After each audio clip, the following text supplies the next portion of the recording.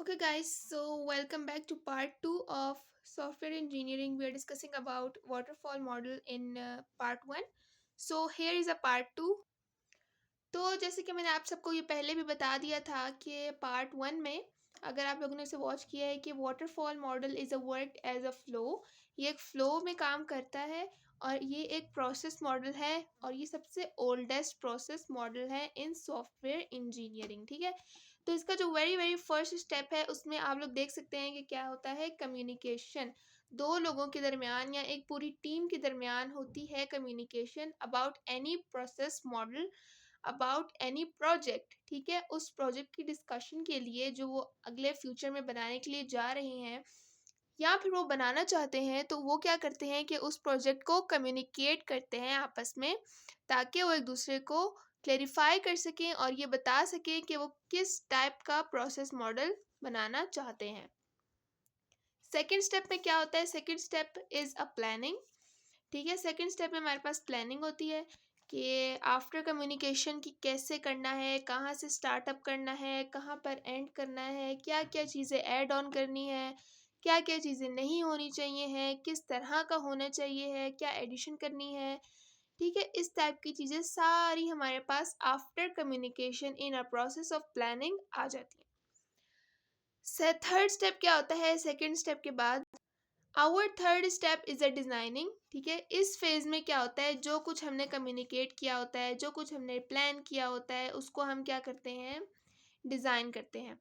जो भी हमारा कम्युनिकेशन हुई हुई होती है, जो भी हमारी प्लानिंग हुई हुई होती है, उसको हम लेकर आते हैं in the phase of designing और उसे बनाना स्टार्ट कर देते हैं। After designing the fourth step is coding. ठीक है, आप लोग को पता है कि सॉफ्टवेयर इंजीनियरिंग में इन आईटी फील्ड और इन एआई फील्ड हमारे पास सबसे इम्पॉर्टेंट प्रोसेस होता है कोडिंग का प्रोसेस। ठीक है, तो कोडिंग के प्रोसेस में हम क्या करेंगे कि जो भी हमने कम्युनिकेट किया होगा, जो भी हमने प्लान किया होगा, जो भी हमने डिज़ाइन करना होगा, हम उसको करेंगे कोडिंग। ठीक है, उसकी हम कोडिंग स्टार्ट कर देंगे according to the stakeholder requirements को, हम उसको कोड करेंगे और आफ्टर कोडिंग हम उसको कर देंगे डेवलप। ठीक है, कोडिंग के बाद हम उसकी डेवलपमेंट कर देंगे।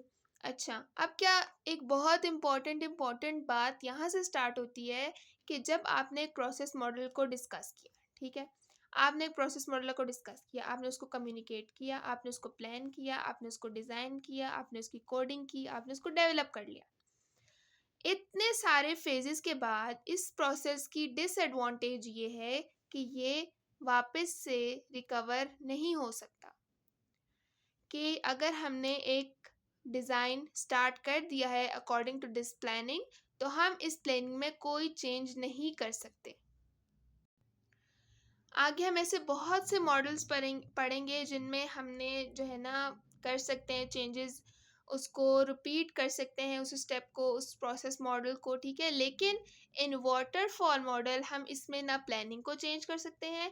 अगर आपको कोडिंग कर लिया आपने, ठीक है, और उसके बाद आपके कस्टमर को आपका ये प्रोसेस मॉडल में कुछ चेंजेस करवाने हैं इन डिज़ाइनिंग और इन कोडिंग, या वो आपको दोबारा से कुछ प्लान करके दे रहे हैं कि भाई ये हटा के ये कर दो, तो ये नहीं हो सकता। ये स्टेप इम्पॉसिबल है इन वाटरफॉल मॉडल। ठीक है, वाटरफॉल मॉडल में ये स्टेप होता है, जबकि हम इसको चेंज नहीं कर सकते एट एनी कॉस्ट। ठीक है, और नेक्स्ट बात ये कि यहाँ पे मैंने लिखा हुआ है कि when we fully understand the requirement. ये लाइन इस प्रोसेस मॉडल की बहुत ही इम्पॉर्टेंट लाइन है कि जब तक हम इसको फुली अंडरस्टैंड नहीं करेंगे, हम इस प्रोसेस मॉडल को स्टार्ट ही नहीं कर सकते। क्यों नहीं स्टार्ट कर सकते? हमने अभी पढ़ा है कि हम क्योंकि उसमें कोई चेंज नहीं कर सकते। जब वो डिज़ाइन हो गया तो हम उसके अंदर कोई चेंज नहीं कर सकते, जब वो कोड हो गया हम उसके अंदर कोई चेंज नहीं कर सकते। तो we use this model when we fully understand the requirements of customer. अगर हमें एक भी रिक्वायरमेंट पे डाउट है या हमें समझ में नहीं आया है, तो इट मीन्स कि हमें उससे दोबारा कम्युनिकेट कर लेना चाहिए है, उसे अच्छी तरह से प्लान कर लेना चाहिए है, लेकिन उसे मुकम्मल तौर पर समझने के बाद ही हम उस पर काम कर सकते हैं अकॉर्डिंग टू रिक्वायरमेंट। और नेक्स्ट बात यह है कि can't redo, do not have any backup. अभी मैंने आपसे क्या कहा था कि हम इसके अंदर कोई चेंज नहीं कर सकते। हम कोई भी स्टेप रिपीट नहीं कर सकते, we can't redo any step and do not have any backup, और अब इसका कोई बैकअप नहीं है। ये एक दफ़ा हो गया, इट मीन्स कि ये डन है, हम इसमें कोई चेंज नहीं कर सकते, हम इसको रीडू नहीं कर सकते, हम इसका कोई भी बैकअप नहीं कर सकते। ठीक है, ये फुली अंडरस्टैंड करने के बाद हम इसको करेंगे, और इसके अंदर हम कोई भी चेंजेस या रीडू का फेज़ या रीडू का ऑप्शन मौजूद नहीं है। ठीक है, तो अगर मैं बात करूं इसके एडवांटेजेस की कि इस मॉडल के क्या क्या एडवांटेजेस हो सकते हैं, तो सबसे पहला एडवांटेज है कि बहुत ही बेसिक मॉडल है। ठीक है, basic model in a sense कि आपको कोई भी मॉडल आगे जाने से पहले इस मॉडल को अच्छे से समझना होगा, इस पे काम करना होगा, इसी वजह से इसको कहा जाता है अ बेसिक मॉडल। दूसरा ये कि बहुत ज़्यादा सिंपल होता है, क्योंकि बहुत ज़्यादा फ्लो में चल रहा होता है, और बहुत ही easy communication, planning, designing, coding, development easy होता है। ठीक है, और इसको स्मॉल प्रोजेक्ट्स में यूज़ करते हैं। इसको बिग प्रोजेक्ट्स में यूज़ करने की एक वजह ये भी है कि हम इसको रीडू नहीं कर सकते, हम इसको बैकअप नहीं कर सकते, और ये फुली अंडरस्टैंडेबल होना चाहिए, इसमें कोई चेंज नहीं कर सकते।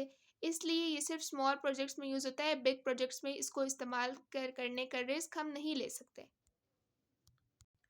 और अगर मैं इसके डिसएडवांटेज की बात करूं, तो इसके डिसएडवांटेज में ये आता है कि ये हाई रिस्क है।